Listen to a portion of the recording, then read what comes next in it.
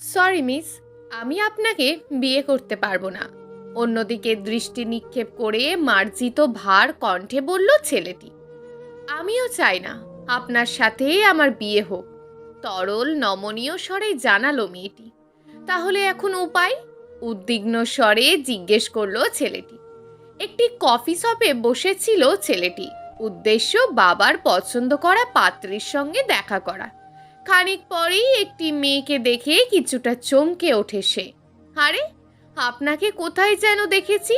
মনে না করতে পারাটাই স্বাভাবিক, কারণ কাহিনী যে সুখকর নয়, তিক্তকর একটি বিয়ের অনুষ্ঠানে। শান্ত ভঙ্গিতে জবাব দিয়েই মেয়েটি মোবাইল বের করে নিল হাতে, একটি নাম্বারে ফোন দিল। মুহূর্তেই টনটন করে সেই ছেলেটির ফোনে ফোন বেজে উঠল। দুজনেই একসাথে বিস্ময়ে চূড়ায় পৌঁছে গেল। বাবার পছন্দ করা পাত্রী আপনি? চোখ বড় বড় করে জিজ্ঞেস করলো ছেলেটি। আমারও সেম প্রশ্ন, আমার বাবার পছন্দ করা পাত্র আপনি? দুজন বরফের মতন জমে গেল।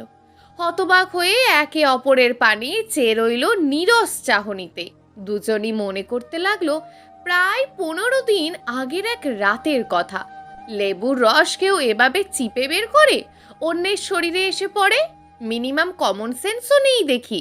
জনসমাগমের মাঝে বাক্যটি কর্ণকুহরে প্রবেশ করতেই হাঁ হয়ে গেল মেয়েটি। গোল গোল চোখে এক পলক চাইল মুখ তুলে, দেখল রুক্ষ স্বরে বলা ব্যক্তিটি অচেনা কেউ। রাজ্যের বিরক্তি ভর করে আছে তার সারা মুখ জুড়ে। প্রায় মধ্যরাত্রি, তবুও বিয়ের জমজমাট আসর। কারণ এটা শহর, শহরে সব উৎসবগুলোর আয়োজন শুরুই হয় সন্ধ্যা মিলিয়ে যাওয়ার পর হতেই। এখানে বুফে খাওয়ার ব্যবস্থা। মেয়েটি তার প্লেটের সমস্ত রেসিপি নিয়ে এদিক ওদিক চাইল। কোনো টেবিল ফাঁকা নেই। এক পাশে তার পরিবারের লোকজন খাচ্ছে, কর্নারের দিকে খালি চেয়ার দেখতে পেল। অগত্যা নিরুপায় হয়ে মেয়েটি সেই চেয়ারে বসে পড়ল। তখন একজন বাদে সবার খাওয়া শেষ, তারা উঠে গেল। কেবলমাত্র মেয়েটির পাশে জন রয়ে গেল। প্রচলিত বাংলা গানের তালে তালে হেলে দুলে নেচে যাচ্ছে কিছু তরুণ তরুণী। এটা মেয়েটির বেশ পছন্দের গান, তাই উদাস চোখে সেদিকেই তাকিয়েছিল এবং তাজা টসটসে লেবুর টুকরোটি থেকে রস নিকড়ে নিতেই ছিটকে পড়ে গেল পাশের ব্যক্তিটির শার্টের হাতার মধ্যে। এমন উপভোগ্যময় মুহূর্তে অপরিচিত কারো থেকে ক্ষুদ্র অপমানটুকুও হজম হলো না মেয়েটির। বেশ বিব্রত হলো নিজের কাছে, কারণ তার উপর আনা অভিযোগটা মিথ্যে বা ভুলও নয়। হালকা আকাশি রঙের শার্টের ওপরে ফোঁটা ফোঁটা অস্পষ্ট দাগ স্পষ্ট দেখা যাচ্ছে। খুবই সরি ভাইয়া, আমি আসলে খেয়াল করিনি। মাথা নিচু করে নমনীয় স্বরে বলল মেয়েটি, এবং খাওয়া অসমাপ্ত রেখেই পা চালিয়ে বেসিনের কাছে চলে গেল। ছেলেটিও খাওয়া শেষ, ফিরনি খাচ্ছে বেশ আয়েসি ভঙ্গিতে। খেতে খেতে মেয়েটির প্লেটে লোকানো দৃষ্টি নিক্ষেপ করলো। কাবাব, chicken fry, rezala, salad, pulao সব অবশিষ্ট। একটি নাস্তার পিরিচে রয়েছে কিছু জর্দা। সামনের ওয়ান টাইম বক্সের ফিরনি, ছোট কোকা কলার বোতলটিও ইনটেক। ছেলেটির মাঝে সেজন্য কোনো ভাবান্তর হলো না। ধরে নিল অন্য কারণে হয়তো উঠে গেল, এসেই আবার খেয়ে নেবে। পরক্ষণে হাত ধুয়ে ফের খাওয়ার টেবিলে এলো মেয়েটি। ছেলেটির ধারণাকে ভুল প্রমাণিত করলো। 2 গ্লাস পানি খেয়ে টিস্যু দিয়ে হাত মুছে নিল, নিজের পার্সটি হাতে তুলে নিল। মুহূর্তেই শুনতে পেল সেই একই কণ্ঠস্বর। পানীয় গিলতে গিলতে ছেলেটি বলল, খেতে কি নিষেধ করেছি আপনাকে? মাত্রই তো খেতে বসলেন, না খেয়েই উঠে গেলেন যে। খানিক সময়ের ব্যবধানে রাগ ঝরে পড়া কণ্ঠটির মাঝে কিঞ্চিত অনুতাপের সুর উপলব্ধি করতে পারল মেয়েটি। আজ এগুলো আমার ভাগ্যে বরাদ্দ ছিল না, সমস্যা নেই। 2 অধর জুড়ে ভান করা হাসির প্রলেপ বুলিয়ে স্থান ত্যাগ করলো মেয়েটি। ছেলেটি ঘাড় ঘুরিয়ে মেয়েটি চলে যাওয়ার দিকে চাইল। মনে মনে প্রশ্ন করলো, এটা কি মেয়েটার ব্যক্তিত্ব, নাকি বেশি অভিমানী, নাকি একরোখা জেদি সে? হে ইয়ার, আর কত খাবি? বন্ধুর কথায় ভাবনার ইতি ঘটল ছেলেটির। উঠে গেল হাত ধোয়ার জন্য। 2 বন্ধু মিলে বিয়ের সেন্টারের পিছনের বারান্দায় গেল সিগারেট খেতে। একটু নিকটে যেতেই মেয়েটির মুখোমুখি হয়ে গেল ছেলেটি। তার নজর আটকে গেল মেয়েটির আঁখি কোণ থেকে টপ টপ করে অশ্রু ঝরে পড়ার নিদারুণ দৃশ্যটি। মেয়েটির দ্রুত টিস্যু দিয়ে চোখ মুছতে মুছতে সেখান থেকে চলে গেল। ছেলেটির সব কিছু মনে করা শেষ হলে মেয়েটিকে বসতে বলল তার সামনের চেয়ারে। মেয়েটি নীরবে আরো কিছু মনে করলো চেয়ারে বসে। সেই রাতেই বাসার সবাই ঘুমিয়ে গেলে মেয়েটি নিঃশব্দ পায়ে ফ্রিজের সামনে গেল। ক্ষুধার যন্ত্রণা ছোটবেলা থেকেই সে নিতে পারে না, অথচ এই ক্ষুধার কষ্টই তাকে করতে হয় সবচেয়ে বেশি। ফ্রিজ খুলে দেখলো তেমন কিছু নেই, দাওয়াত ছিল বলে রান্না হয়নি রাতের। একটি বাটিতে আগের কিছু ভাত শক্ত হয়ে আছে। মেয়েটি দুটো কাঁচা মরিচ নিল, রান্নাঘরে গিয়ে ভাতগুলো ধুয়ে নিল। ছোট্ট একটা পেঁয়াজ নিল খোসা ছাড়িয়ে, মরিচ পেঁয়াজ ঢেলে গাপুস গুপুস করে খেয়ে নিল। পেট ভরেনি তবুও সেলফের ওপর থেকে বিস্কুটের বয়াম নিল, এক প্যাকেট বিস্কুট পানিতে ভিজিয়ে খেয়ে নিল। ঘুমিয়ে পড়ল নিজের রুমে। সকালে রুকাইয়া বেগম দেখলেন ভাতগুলো নেই, বয়ামের ভিতরের এনার্জি বিস্কুটের প্যাকেটটাও নেই। মেয়েটিকে জিজ্ঞেস করতেই, আমি রাতে খেয়ে ফেলেছি ছোট মা, মাথা নিচু করে জবাব দিল মেয়েটি। শুনেই রেগে গেল রুকাইয়া বিদ্রুপের সাথে, তুই কিভাবে এত খাস রে? আমি বুঝি না, বিয়ে বাড়িতে ভরপুর খেয়ে এসে এটা সম্ভব? তোর সাথে নিশ্চয়ই অন্য কিছু আছে, দাঁড়া সেটা তাড়ানোর ব্যবস্থা করছি। আমি খেতে পারিনি ছোট মা, অসহায় কণ্ঠে জানালো মেয়েটি। মিথ্যে কথা আর কত বলবি তুই এই খাওয়া নিয়ে? আমি দেখিনি তুই যে খেতে বসেছিস? তোর মতন খাদক পেটুক ভাতখোর এত রাজকীয় খাবার খাবে না তা হয়? মানা যায় এই কথা? পাজি মেয়ে কোথাকার, আমার মাথাটা কুড়ে কুড়ে খাচ্ছিস তুই। কবে যে উপরওয়ালা আমাকে মুক্ত করবে তোর থেকে? তাচ্ছিল্য স্বরে গড়গড় করে কথাগুলো বলল রুকাইয়া। মেয়েটি আসল সত্য বলা শুরু করলো। রুকাইয়া থামিয়ে দিলেন। তোর এত কিসের ঠাঁটবাট? মন ভোলানো এসব গান বন্ধ কর বলছি। মেয়েটি কাঁদতে কাঁদতে নিজের রুমে চলে গেল। আপনি একা একা ভাবলে হবে কিছু? দুজন মিলে যে চিন্তা করতে হবে। মেয়েটির ঘোর কাটলো যেন। বলে অন্যদিকে চাইলো উদাস চোখে। পরক্ষণেই বলল, আপনি আপনার বাবাকে গিয়ে বলবেন এই মেয়ের অন্যখানে রিলেশন আছে। ব্যাস, এই একটি বাক্যই যথেষ্ট। রাইট। আচ্ছা কি খাবেন বলেন? No thanks. আমার নাম্বার কি আপনার বাবাই দিয়েছে? তো নয়তো আমি কোথায় পাবো? আপনার বাবার থেকে আমার বাবা নিয়েছে। বলেন, কিছু তো অর্ডার করতেই হবে, নইলে এরা তো আমাদের বসিয়ে রাখবে কেন? আপনার যা ইচ্ছে হয় দেন। ছেলেটা দুটো লাচ্ছি ও দুটো শরবা অর্ডার করে দিলেন। আচ্ছা আপনি কি বলবেন বাসায়? বলল ছেলেটি। সেটা আমি বুঝবো, আপনাকে জানতে হবে না। আপনার নামটা জানা যাবে? চন্দনা। চন্দনা পাখি? টিয়া পাখির গোত্রীয় মনে হয় এই চন্দনা পাখিটা, মনে মনে বলল ছেলেটি। আমি আকাশ। আপনাকে একটা কথা জিজ্ঞেস করতে পারি? জি অবশ্যই। সেদিন খাওয়া খাননি না হয় আমার বিদ্রুপ আচরণের জন্য, কিন্তু কান্না করেছেন কেন? ক্ষুধায়।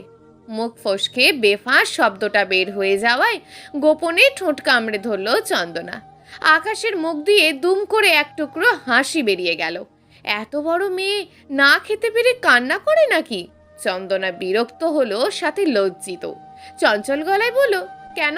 ক্ষুধা লাগলে ছোটরা কান্না করবে আর বড়রা হাসবে, এটা কি কোনো নিয়ম নাকি? পরে মনে মনে আরো বলল, ক্ষুধায় কান্না করার মাঝে হাসির কি পেলি রে তুই? থার্ড ক্লাস ইডিয়েট ছেলে কোথাকার। ওপর দিয়ে দেখতে তো ভালো, ভিতরে দেখি পচা কুমড়ো। চন্দনা চেয়ার ছেড়ে উঠে দাঁড়ালো। আকাশের উদ্দেশ্যে বলল, আমি আসি। যেভাবেই হোক আপনার পরিবারকে ম্যানেজ করবেন প্লিজ, আর আমার বিষয়ে নিশ্চিত থাকতে পারেন আমিও আমার পরিবারকে এনি হাও ম্যানেজ করব। তা তো করতেই হবে আমাকে। আপনি আসতে পারেন। দুজন দুজনের গন্তব্যের দিকে হাঁটা ধরল উদ্ভ্রান্ত পথিকের ন্যায়। কি রে আকাশ, কেমন দেখলি মেয়েটাকে? কিছুই তো জানালি না। আকাশের রুমে এসে স্নেহময়ী স্বরে জানতে চাইল আকাশের মা শাহানা হক। মা, আমার মাথা ধরেছিল তাই জানাতে পারিনি, আর জানানোর মতন বিশেষ কিছু নেই। হায়, কি বলিস? কি সমস্যা? মেয়েটা তো সুন্দর, আমি তো নিজেই কয়েকবার দেখলাম। কপালে চিন্তার ভাঁজ এনে জিজ্ঞেস করলো শাহানা। সে সুন্দর হোক আর বান্দর হোক তাতে আমার কিছু যায় আসে না। সো ভাবো এবার বিরহ পোড়া মেয়েকে ঘরে তুলবে কিনা। গমগমে গলায় জানালো আকাশ। অবাক চোখে শাহানা বললেন, কি বলছিস তুই এসব? দেখি তো, তোর বাবাকে এক্ষুনি গিয়ে জানাই। এসব খবর নেওয়া তার কি উচিত ছিল না? শাহানা গিয়ে স্বামীকে জানালো বিষয়টা এবং সাথে করেই আকাশের সামনে নিয়ে আসলো। আকাশের বাবা রাশেদুল হক নিজের গাম্ভীর্যপূর্ণ চেহারাকে আরো ভারী করে তুললেন। মোটা গলায় বললেন, বুঝলাম না কিছুই। আমি এই বিষয়ে জিজ্ঞেস করেছি, কেননা বর্তমানে প্রায় ছেলে মেয়েরই সম্পর্কে জড়ানো থাকে, যদিও এসব সম্পর্ক ঠুনকো কাচের মতন। এনায়েত বলল, তার মেয়ের কোথাও নাকি কোনো সম্পর্ক নেই? আজব বাবা, সেই মেয়ে প্রেম করে এটা তার বাবাকে বলে বেড়াবে? আমি এই মেয়েকে বিয়ে করব না, এটাই ফাইনাল। তোর কথা যদি সত্যি হয় তাহলে তো আমরাও এটা চাই না। বাবা, তার মানে আমি মিথ্যে বলছি? বিরস গলায় বলল আকাশ। আমি তা বলিনি, কিন্তু এনায়েত আন্দাজে এতটা আত্মবিশ্বাসের সাথে কথাটা কিভাবে বলল তাই ভেবেই খারাপ লাগছে। ওনার সাথে আমার দীর্ঘদিনের ওঠা বসা ব্যবসায়িক কারণে। দেখি তাকে ফোন দিয়ে মানা করে দিই। রাশেদুল হক নিজের রুমের দিকে গিয়ে পা বাড়ালেন মলিন মুখে। কি হয়েছে মাদার, এনি প্রবলেম? সকল সমাধান কিন্তু আমার হাতেই। ম্যাজিক জানি, তন্ত্র জানি, গোয়েন্দাগিরি জানি। অস্থির চিত্তে রুমে ঢুকেই বলল আকাশের ছোট ভাই আয়ান। চুপ কর, সবসময় ইয়ার্কি মারা কথাবার্তা বলে বেড়াস। ধমক দিয়ে ছেলেকে থামালেন শাহানা এবং তিনিও মেঘ মুখে আকাশের রুম ছাড়লেন। ব্রাদার, ঘটনা কি? তোমার বিয়ে সংক্রান্ত জটিলতা? আমাকে শেয়ার করা যাবে ব্রাদার? যাবে। এই বলে আকাশ একই কথা আয়নকেও বলল। তাহলে অন্য পাত্রী দেখা শুরু করি? না করে রক্ষা পাবো? আমি 3 মাস আছি আর দেশে। এই ভিতরে আমার গলায় যে কোনো একটা লম্বা কেসধারী ঝোলাবেই বাবা মা। অভিযোগের ধাঁচে বলল আকাশ। বালিকার কি বয়ফ্রেন্ড আছে ব্রাদার? সেটাই তো বললো আমায়। এটা একটা জাতীয় প্রবলেম। সব পাত্রপাত্রী ডাবল, সিঙ্গেল পাওয়া মুশকিল। আচ্ছা, তুমি তো সিঙ্গেল। আমি সিঙ্গেল মেয়ে খোঁজার মিশনে এখন থেকে নেমে পড়লাম ব্রাদার। তুই সত্যি একটা বাচাল। রুমে যা বলছি, মন দিয়ে পড়াশোনা কর। বিরক্তিকর ভাবে বলল আকাশ। ওকে ব্রাদার, আমি গেলাম। আপাদমস্তক হলে এই ওস্তাদকে স্মরণ করো। সকল মুশকিলের আসান আছে আমার হাতে। চন্দনা ভয়ে জড়সড় হয়ে আছে বাসার সামনে গিয়ে। বাসায় কি বলবে তা ভেবে ঠিক করে নিল। কলিং বেলের শব্দ শুনেই অহনা ছুটে এলো। গেট খুলেই এক ঝলক হেসে দিল। চন্দনার পিছু পিছু তার রুমে চলে গেল। চঞ্চল সুরে জিজ্ঞেস করলো, আপু, পাত্র কেমন দেখতে?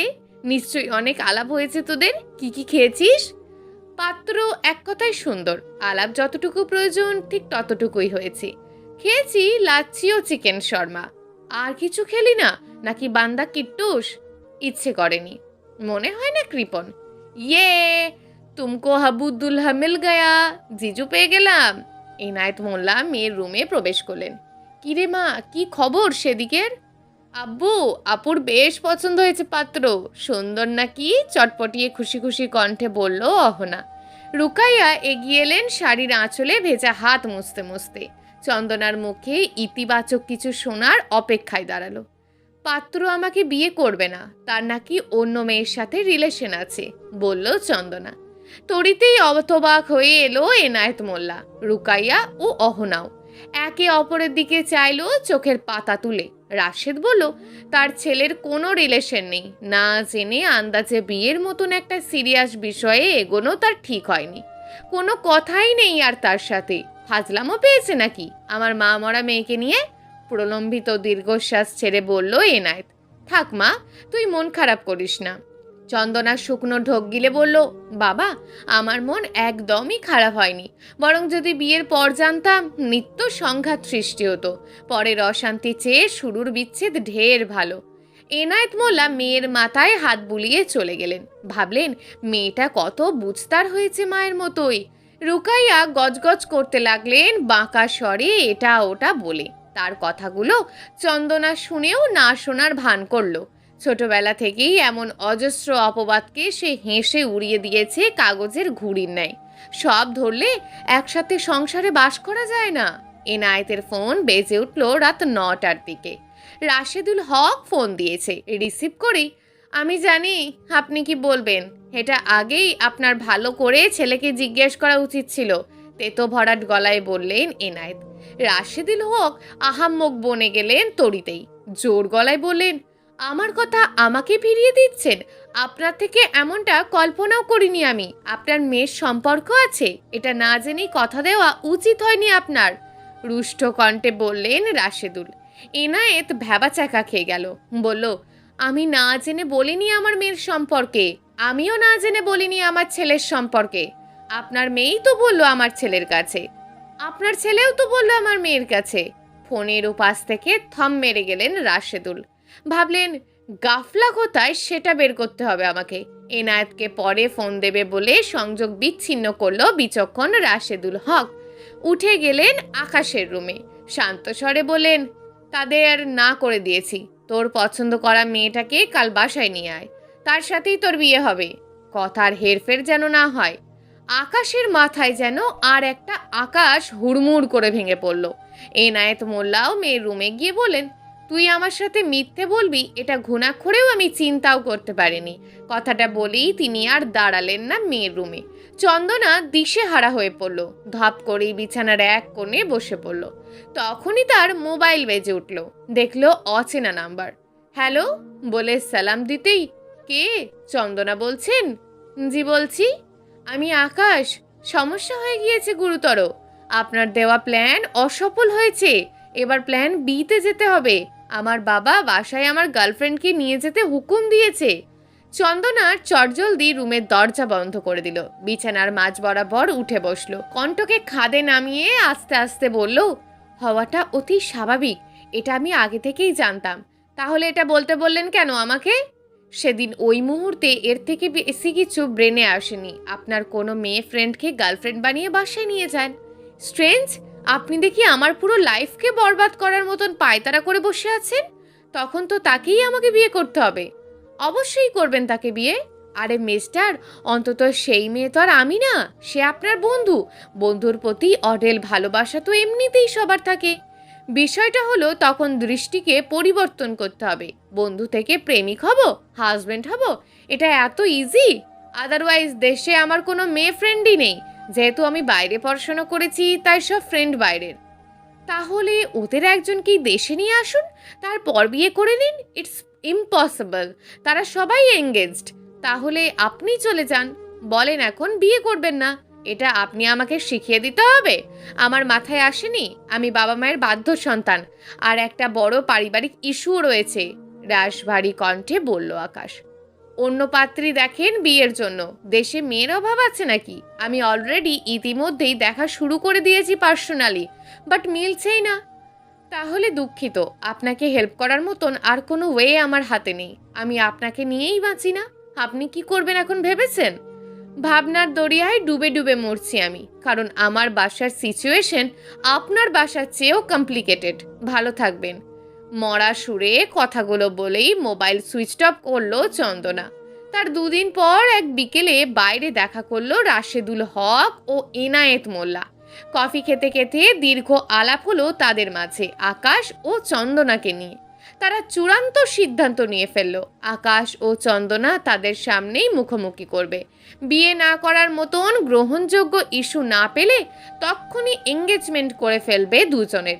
নির্লিপ্ত চাহনিতে চন্দনা জানালার গ্রিল ধরে বাইরে চেয়ে আছে। এলোমেলো শত ভাবনারা তার ব্যথাতুর চিত্তে হামলে পড়েছে। ছোটবেলায় মাকে হারিয়েছে, কি যে অসুখ হলো মায়ের। রূপকথার রাজরানীর মতন মা শয্যাশায়ী হয়ে রোগ যন্ত্রণায় ধুকে ধুকে ইহত্যাগ করলো। শহরের নাম করা ডাক্তার, হাসপাতাল, কবিরাজ কিছুই বাকি রাখেনি তার বাবা। তবুও তার মা আর শয্যা ছেড়ে উঠতে পারল না।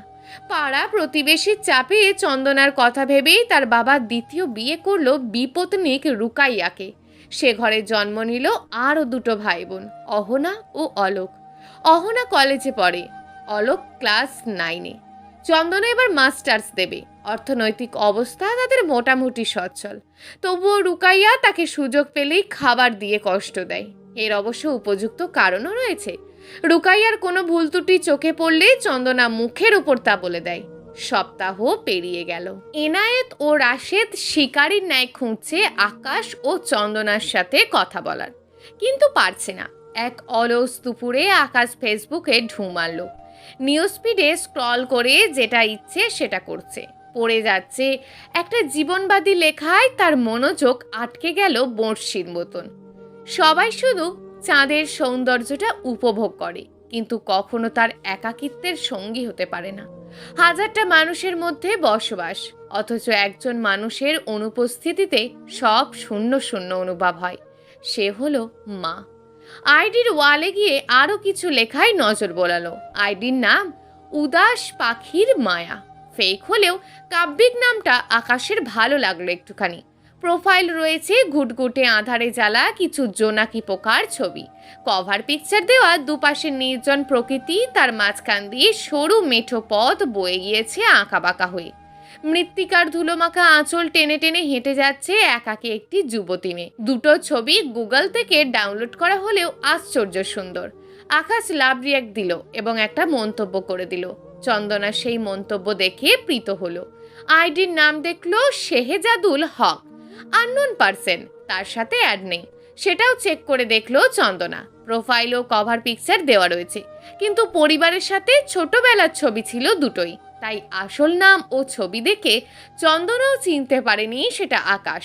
এভাবে ফেসবুক পোস্টে মন্তব্য করা ও রিপ্লাই দেওয়া নেওয়ার মাঝেই আকাশ ও চন্দনার অল্প স্বল্প বাক্য বিনিময় হতে লাগলো। ইনবক্সে আলাপের সূত্রটা হয় কিছুটা নাটকীয়ভাবে।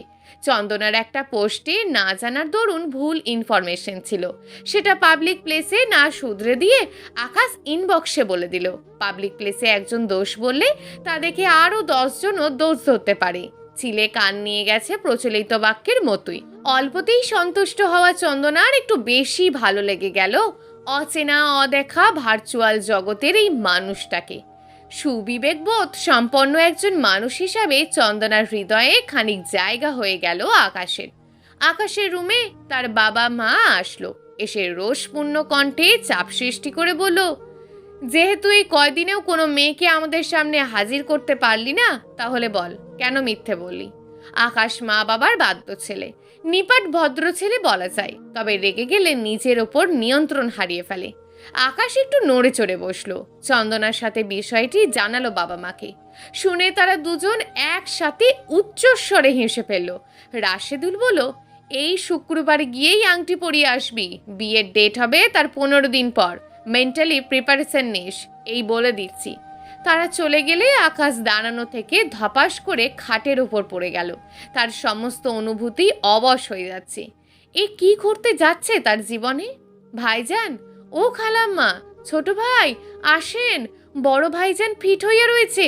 বাসার কাজে সাহায্যকারী বাতাসির চিকন গলায় চিৎকার শুনে সবাই হুড়মুড়ি এলো। শাহানা সবাইকে হাসপাতালে নেয়ার জন্য অনুরোধ করছে, কিন্তু কেউই তার কথায় পাত্তা দিচ্ছে না। রাশেদুল রুমের দরজায় দাঁড়িয়ে দেখেই চলে গেলেন। বাতাসি স্লাইন বানিয়ে নিয়ে আসলো। আয়ান ডিপ থেকে আইস ট্রে নিয়ে মেঝেতে আছাড় মারল। এক টুকরো বরফ নিয়ে আকাশের গালে চেপে ধরল। আকাশ খরগোশের মতন লাফিয়ে উঠে বসে পড়ল। দেখলে আম্মু, আমার ম্যাজিক। ভিজিট 500 দাও। ঘরের মানুষ বলে 1000 নিলাম না, আমি মানবতায় বিশ্বাসী। শাহানা চলে গেলেন কারোর সাথেই কোনো কথা না বলে। ভাইজান স্লাইন খান, আমি বানাইছি। আকাশের দিকে গ্লাস এগিয়ে ধরে দরদের সুরে বলল বাতাসি। আকাশ রুক্ষ স্বরে ধমকে উঠল, তুমি খাও স্লাইন, আমার ডায়রিয়া নাকি? দূর হও আমার সামনে থেকে। ও, খেতে হবে না, আমি খাই বলে আয়ান গ্লাসের স্লাইন সব খেয়ে নিল। বাতাসি বেজার মুখ করে রান্নাঘরে চলে, নিজে নিজে ঝাড়তে লাগলো। উপকারের নামে থাপ্পড়ি জুটে আজকাল। আরে জমিদারের পুত্র, আমি না দেখলে আজকে তুই ময়রা ভূত হইয়া থাকতিস। হ্যাঁ ব্রাদার, হোয়াট হ্যাপেন? তোমার নামে কোনো মামলা? মামলাই। বিচারক রায় দিয়েছে যাবজ্জীবন কারাদণ্ড আমার। ও, এই কাহিনী। হবু রানী সাহেবার ছবি আছে তোমার কাছে, বা ফেসবুক আইডি লিঙ্ক? চিত্ত পুরিতেছে সেই সৌভাগ্যবতী রমণীকে দর্শন করিবার নিমিত্তে। তুই আমার দৃষ্টির আড়াল হ বলছি আয়ান। আয়ান অনুধাবন করতে পারল আকাশে আজ ভয়াবহ মেঘের ঘনঘটা তর্জন গর্জনে সব কাঁপিয়ে ফেলবে। সে তার মাকে জিজ্ঞেস করলো সিরিয়াস মুডে। শাহানা সব খুলে বলল ছোট ছেলের কাছে। শুনেই আয়ান খলবল করে হেসে উঠল। আম্মু, সব বাসার বড় ছেলেরা কি ভিতর ডিম হয় নাকি? একটা মেয়ের তেজকে ভয় পায়? রাম ছাগল একটা। শাহানা মুখ চেপে মিটমিটিয়ে হেসে ফেলল। চন্দনার রুমে এলেন তার বাবা এনায়েত। যে কোনো প্রয়োজনে তিনিই মেয়ের রুমে আসেন। এতেই বেশি নিরাপদ ও কল্যাণ মনে করেন মেয়ের জন্য। চন্দনাকে বললেন, রাশেদ কল দিয়েছে, সব সত্য ফাঁস হয়ে গিয়েছে। তুই এত ম্যাচিউরড মেয়ে, কিন্তু এই ক্ষেত্রে এমন ছেলে মানুষই শুরু করলি কেন? এত তুচ্ছ কিছুর জন্য কাউকে ভুল বোঝাটা বোকামির সামিল। আকাশ অত্যন্ত ভদ্র ও আন্তরিক ছেলে। বাবা, সে কতটা আন্তরিক তা তো দেখলাম। সেদিন বিকেল থেকে কিছুই খাইনি বিয়েতে খাবো বলে, তার জন্য না খেয়ে উপসে থাকতে হলো। রাতে যাও একটু খেলাম বাসায়, সকালে ছোট মার এক গাদা খোঁচা মার্কা কথা গিলতে হলো। মন চেয়েছে তখনই বমি করে সব ঢেলে দিই। এনায়েত মেয়ের বাহুতে ভর দিয়ে নির্ভরতার হাত রাখলেন। বহু সময় ধরে বহু কষ্ট করে ধৈর্যের সাথে বুঝিয়ে ম্যানেজ করলেন, নানা যুক্তি খণ্ডন করে। চন্দনা দেখলো বাবার প্রতিটি কথার অর্থ আছে, হেলাফেলাই উড়িয়ে দেওয়ার মতো না। পরে নত মাথায় রাজি হলো আকাশের সাথে বিয়েতে, যদিও এতে তার এতটুকু উচ্ছ্বাস নেই, হৃদয়ে সাড়া নেই। এনায়েত স্বস্তির দম ছেড়ে চলে গেলেন নিজের রুমে। আকাশ চন্দনাকে ফোন দিতে গিয়েও থেমে গেল, কোনো সুফল হবে না ভেবে। নির্দিষ্ট দিনে দুই পরিবারের উপস্থিতিতে চন্দনাদের বাসায় আংটি বদল হয়ে গেল। খোশ গল্পে সবাই নৈশভোজ সেরে নিল। বিয়ের দিন যতই ঘনিয়ে আসছে, আকাশের মানসিক বিপর্যয় ততই ঘনীভূত হতে লাগলো। সে কিছুতেই এমন তেজি মেয়েকে জীবনসঙ্গী করতে চায়নি। সে চেয়েছে শান্ত দিঘির জলের মতো নীরব একটি মেয়ে, যে হবে কিনা কাজকর্মে চঞ্চল নিপুণা, কিন্তু চালচলনে ধীর স্থির শান্ত বিনম্র লাজুক, যেন ভোরের স্নিগ্ধ কোমল বাতাস। একটু সান্নিধ্য পেলেই হৃদয় ভরে যাবে, ঘুম নেমে আসবে দু চোখের পারে। কিন্তু এই চন্দনা তো সমুদ্রের উত্তাল ঢেউ, জ্বালাময়ী বহ্নি শিখা। এর থেকে পরিত্রাণের উপায় খোঁজার ব্যর্থ চেষ্টাটুকু করল না। সেই পথ যে রুদ্ধ। চন্দনা নিজেকে ভুলিয়ে রাখছে নানান যুক্তির ফুলঝুরিতে, সহজ হওয়ার চেষ্টা করছে। সব রকমের যোগাযোগ থেকে দুজন দুজনকে গুটিয়ে রাখছে শামুকের অস্তিত্বে নেয়। না দেখা করছে, না ফোনে কথা বলছে, না ফেসবুক আইডিতে অ্যাড হতে চেয়েছে। 2 দিন পরে এক পড়ন্ত বিকেলে চন্দনার ফোন বেজে উঠল। চন্দনা ফোন থেকে দূরে ছিল বিধায় দৌড়ে এসে অহনাই রিসিভ করলো। হ্যালো বলতেই ওপাশ থেকে সালাম এলো। সালামের উত্তর দিয়েই, কে বলল অহনা। কেমন আছো ভাবি চন্দনা? সরি, আমি চন্দনা নেই। ও, তাহলে কি তুমি চন্দনার বোন রঙ্গনা? না, আমি তার ছোট বোন অঙ্গনা, ভেংচি কেটে বলল অহনা। বাহ, মজার নাম তো তোমার। আচ্ছা, তুমি ম্যাজিক লাইক করো নাকি গোয়েন্দাগিরি? তা পরে বলছি, আগে আপনার পরিচয়। আমি আয়ান, চন্দনার গিভ হাজবেন্ড। হোয়াট? নাক কুঁচকে বলল অহনা। উফ, চন্দনার দেবর আমি। দে মানে গিভ আর বর মানে হাজবেন্ড। ক্লিয়ার অঙ্গনা? কিরে অহনা, কার সাথে আলাপ চলছে তোর? তোর গিভ হাজবেন্ডের সাথে আপা। চন্দনা মোবাইল নিল হাতে। হ্যালো, কে বলছেন? আচ্ছা ভাবি, তুমি কি ম্যাজিক গোয়েন্দাগিরি লাইক করো? চন্দনা চট করেই ধরতে পারলো এটা আয়ান। সেদিন পরিচয় হয়েছিল। মিষ্টি হেসে বলল, খুব পছন্দ করি। তুমি ম্যাজিসিয়ান, ডিটেকটিভ? আরে বাসায় আসো, দেখবে মজা। আমি তুমি আসার অপেক্ষায় থাকবো। রাখি, পরে কথা হবে। By lovely. চন্দনার এই প্রথম আকাশদের বাসার কাউকে খুব ভালো লাগলো। গুড়ি গুড়ি হাসছে সে। কিরে আপা, কি বলে তোর উদ্ভট ক্যারেক্টার গিভ হাজবেন্ড? শোন, ও দারুণ সহজ ও মিশুক টাইপের ছেলে। কোনো ফর্মালিটি নেই, কোনো ভনিতা নেই, মনে যা আসলো তাই বলে দিল। এরকম কারো সান্নিধ্যে থাকলে অন্তত কিছু সময়ের জন্য হলেও নিজেকে ভুলিয়ে রাখা যাবে। মনে তখন কোনো দুঃখ যন্ত্রণা আঘাত করতে পারবে না। তাকে আমারও কিন্তু দারুণ লেগেছে আপা। তা তো লাগবেই, বেআই বলে কথা। অহনার গাল টিপে দুষ্টু হেসে বলল চন্দনা। মহা ধুমধাম করে আনন্দ ঘন পরিবেশে আজ বিয়ে হয়ে গেল আকাশ ও চন্দনার। হেমন্ত বিদায় নিয়ে শীতের আগমনী বার্তা জানান দিল প্রকৃতিতে। ঝাঁঝিন মিঠে রোদ্দুরে কোনো প্রখরতা নেই, বরং কোমল আমেজের ছোঁয়া সব কিছুতেই। এই প্রথম নিজের রুমে যেতেই ভারী অস্বস্তি হচ্ছে আকাশের, তবুও যেতে হলো। দরজা বন্ধ করে দিল। বিয়ের পোশাক চেঞ্জ করে নিল। গলা কেশে খাটের সামনে একটি চেয়ার টেনে পায়ের ওপর পা তুলে বসলো। চন্দনার দিকে চাইলো অপলক। বউ সাজে অন্যরকম সুন্দর লাগছে মেয়েটাকে দেখতে। বাহারি কাঁচা ফুলে সজ্জিত ফুলশয্যার বিছানা, তার মাঝে বধূ বেশে ঘোমটা পরিহিত চন্দনা বসে আছে। দুই হাঁটুতে মুখ গুজে আছে চন্দনা। ভরাট কণ্ঠে ডাকলো আকাশ চেয়ারে বসে থেকেই। চন্দনার বুকের ভিতর মহাপ্রলয় সৃষ্টি হয়েছে, তবে সেই তাণ্ডবে তার ভিতরটা চুরমার হয়ে যাচ্ছে। একদিকে শিহরিত অনুভূতি আর একদিকে ভয় আকাশের প্রতি। মিশ্র অনুভূতির রোষানলে চন্দনা কাবু হয়ে যাচ্ছে, কথা বলতে পারছে না। চন্দনা বলে আবারও ডাকলো আকাশ। চন্দনা ছোট্ট শিশুর মতো নরম করে জি বলে সাড়া দিল। আমাকে কিছু বলতে চাইলে বলতে পারো। না, আমার কিছু বলার নেই আপনাকে, আপনার থাকলে বলতে পারেন। না, আমারও নেই। এসব চেঞ্জ করে ঘুমিয়ে পড়ো, আমি অন্য রুমে গিয়ে ঘুমাচ্ছি। যেহেতু আমরা দুজন দুজনকে ডিসলাইক করি, তাই এছাড়া উপায়ও নেই। চন্দনা অনুধাবন করতে পারলো আকাশ তাকে স্ত্রী হিসেবে মেনে নিতে পারেনি। জড়ানো কণ্ঠে বলল, এই বিছানা, এই রুম আপনার, আপনিই ঘুমান। আমি সোফায় বা মেঝেতে ঘুমাতে পারবো, সমস্যা নেই। চন্দনা বিছানা থেকে নেমে গেল এক সমুদ্র দুঃখ নিয়ে। সে চেয়েছিল ফুলশয্যা রাতটা অন্তত মধুময় হোক। স্নান মুখে চন্দনা বিছানা থেকে নেমে গেল। আকাশ বিছানায় উঠে কাত হয়ে শুয়ে পড়ল। চন্দনা ওয়াশরুমে গিয়ে চেঞ্জ করে ফেলল সবকিছু। ডুকরে কাঁদলো ইচ্ছে মতন মাকে মনে করে। মা থাকলে জীবনের মোড়টা হয়তো সুখকর হতো।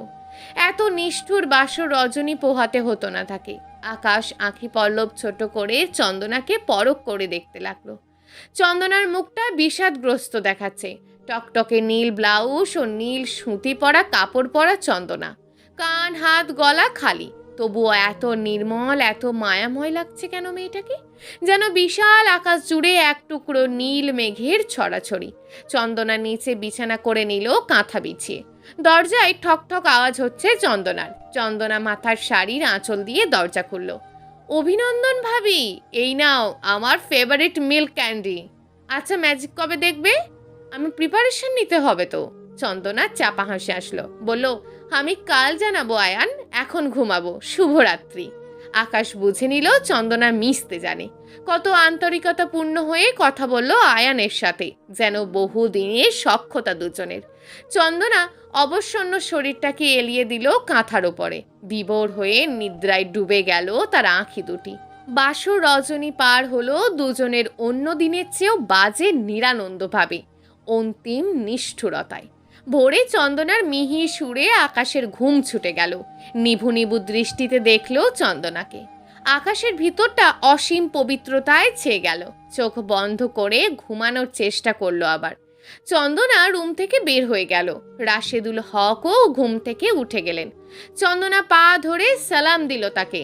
তারা স্বামী স্ত্রী মুগ্ধ হয়ে চলে গেল চন্দনার বিনম্রতায়। মাথায় হাত বুলিয়ে আশীর্বাদ করলেন রাশেদুল। বেঁচে থাকো মা। দেখলে শাহানা, সাক্ষাৎ আমার মাকে পেয়েছি। বাবা মা কি নাস্তা খাবেন? নিচু স্বরে জানতে চাইল চন্দনা। সে কি মা, নতুন বউ, দিন না গড়াতেই কিসের কাছে হাত লাগাবে? আমাদের বাঁধা লোক আছে তো, বাতাসি রান্নাঘরে নাস্তা তৈরি করছে। তুমি রুমে যাও, রেস্ট নাও, কাল আকাশ তোমাকে নিয়ে যাবে তোমাদের বাসায়। আচ্ছা মা বলে চন্দনা চলে গেল রুমের বারান্দায়। দেখলো কয়েকটি আতপোড়া সিগারেট পড়ে আছে মেঝেতে।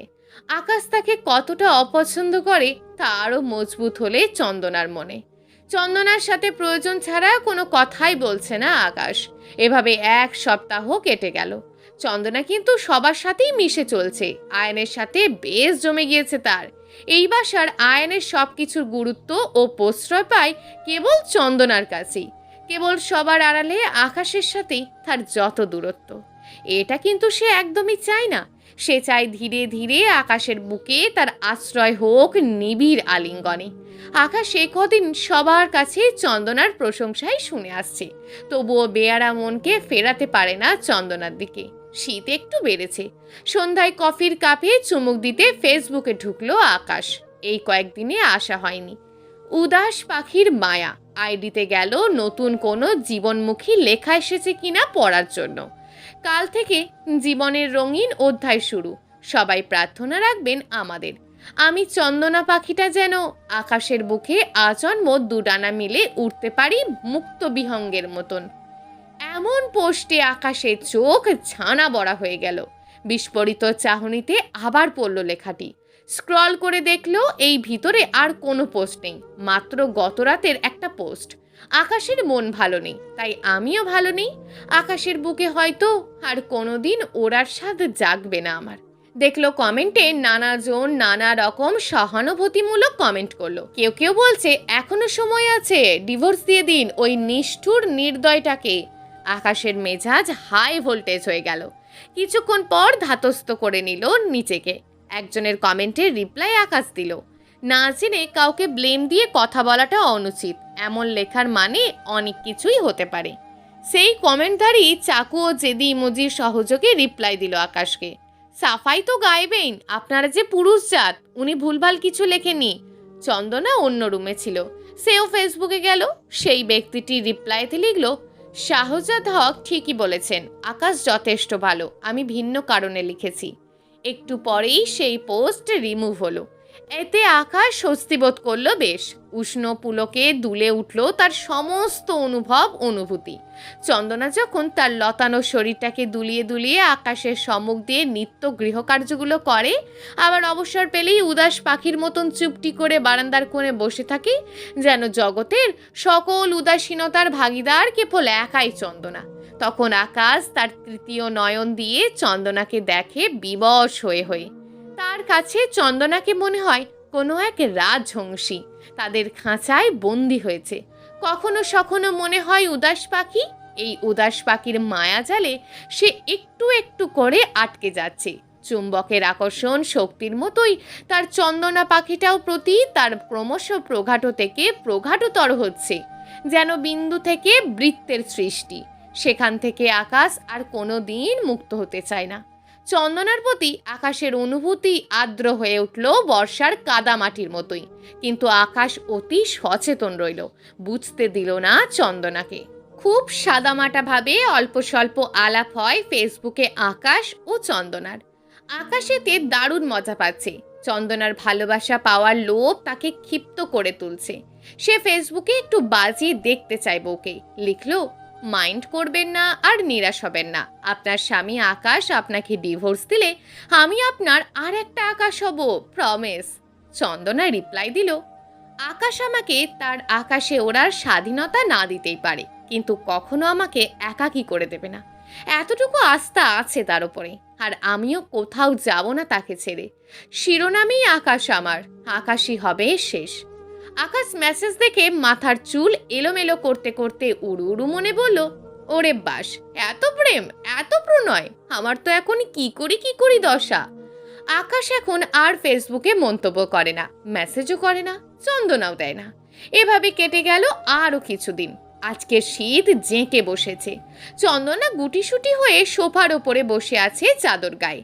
এই কদিনে ঠান্ডায় কাঁথা গায়ে দিয়ে সোফার ওপরে ঘুমিয়েছিল, কিন্তু আজকে শীতকে কাঁথা দিয়ে বশ করা যাবে না, কম্বল দরকার, যেটা আকাশের শরীরে জড়ানো এখন। কি করবে এবার চন্দনা পক্ষী? কোনটা? কাঁপা স্বরে বলল চন্দনা। কাঁথার শীত বিদায় নিয়েছে, এখন কম্বলের শীত, কম্বলের নিচে আসো। না না, বসে থাকি, আপনি ঘুমান। বেডে আসো বলছি, স্বামীর আদেশ মানতে হয় এটা জানো না? নাকি জানো কিন্তু মানো না? ভরাট কণ্ঠে বলল আকাশ। চন্দনা নীরবে উঠে এলো বিছানায়, এক পাশ হয়ে শুয়ে গেল হাঁটু ভাঁজ করে। আকাশ মোবাইলে লো ভলিউমে একটা গান ছেড়ে দিল, চন্দনার কানের কাছে রাখলো। চন্দনা আপ্লুত হয়ে গেল। এক অজানা ঘোরের অতলে ক্রমশ ডুবে যাচ্ছে তার সমস্তটা। চন্দনাকে নিজের বাহুর ওপরে টেনে তুলল আকাশ। চন্দনা বিস্ময়ের আশ্চর্য সীমায় পৌঁছে গেল আকাশের হাবভাব দেখে। আকাশ চন্দনার ঘাড়ির চুল সরিয়ে দিল। আকাশের ঘন ঘন ভারী নিঃশ্বাস চন্দনার নাকে মুখে উছলে পড়ছে। সরে যেতে চাইলে আকাশ বলল, সরে গিয়ে লাভ কি বলো? ফিরে যে আসতেই হবে। সরি, আমি একটা উদাস পাখির মায়ায় পেঁচিয়ে গিয়েছি। আপনি কিভাবে? ইয়েস, আমি শেহজাদুল হক আকাশ, আপনাকে আমার আস্ত আকাশটাই দিয়ে দিলাম। অবাধে আধিপত্যের সাথে বিচরণ করতে পারবেন। চন্দনা আকাশের বুকে লেপ্টে গেল। আধবোজা চোখে বিড়বিড় করে বলল, এই উদাস পাখির মায়া দিয়ে আপনাকে ও আপনার পরিবারের সবাইকে জনমভর আগলে রাখবো।